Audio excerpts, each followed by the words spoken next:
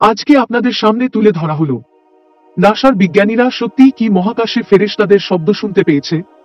চলুন কোরআন ও হাদিসের আলোকে সত্য বিষয়টা আমরা জানি। ভিডিওটি আপনারা শেষ পর্যন্ত দেখতে থাকুন। কোরআন ও হাদিসের আলোকে মহাকাশে শব্দ বা আওয়াজ সম্পর্কে স্পষ্টভাবে কোনো উল্লেখ নেই, তবে কিছু আয়াত ও হাদিসে বিশ্ব সৃষ্টি, আসমান ও জমিনের সম্পর্ক এবং আল্লাহর সৃষ্টি সম্পর্কে আলোচনা করা হয়েছে, যা বৈজ্ঞানিক ধারণার সাথে সম্পর্কিত হতে পারে।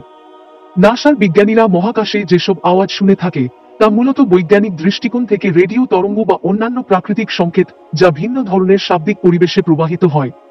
মহাকাশে সাধারণত শব্দ হয় না, কারণ সেখানে বাতাস বা মাধ্যম নেই যা শব্দ তরঙ্গকে বাহিত করতে পারে।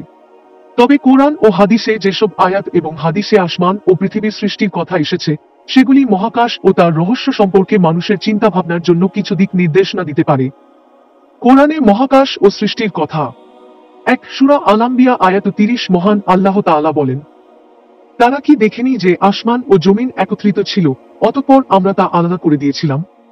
এটি মহাকাশের সৃষ্টি এবং তার বিকাশের প্রতি ইঙ্গিত করে, যেখানে কিছু বিজ্ঞানী দাবি করেন যে মহাকাশের বিস্তার এবং তার পরিণতি সম্ভবত বিগ ব্যাং তত্ত্বের সঙ্গে সম্পর্কিত হতে পারে। 2 সূরা আল-জুমার আয়াত 36 মহান আল্লাহ তাআলা বলেন, আল্লাহ আসমান ও জমিন সৃষ্টি করেছেন এবং তার সৃষ্টির মধ্যে অনেক রহস্য রয়েছে। এখানে মহাকাশের গঠন ও রহস্যের কথা বলা হয়েছে, যা বিজ্ঞানের অনেক অজানা বিষয়কে বোঝাতে সহায়ক হতে পারে। হাদিসে মহাকাশের বিষয়। হাদিসে মহাকাশ বা তার আওয়াজ সম্পর্কে সরাসরি কিছু বলা হয়নি, তবে সাধারণভাবে আসমান ও পৃথিবীর সৃষ্টি এবং এর উপাদান সম্পর্কে আলোচনা করা হয়েছে।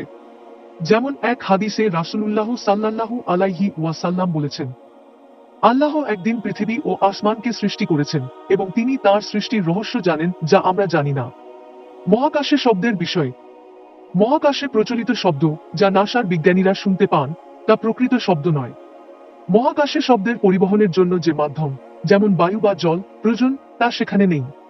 তবে বিভিন্ন তরঙ্গ, যেমন রেডিও তরঙ্গ, গামা রশ্মি ইত্যাদি মহাকাশে অস্তিত্ব রাখে এবং এগুলি যখন পৃথিবীতে পৌঁছায় তখন সেগুলিকে বিশেষ যন্ত্রের মাধ্যমে শব্দ হিসেবে শোনা যেতে পারে, যা বৈজ্ঞানিক দৃষ্টিকোণ থেকে এক ধরনের সংকেত বা তরঙ্গ। সারাংশ।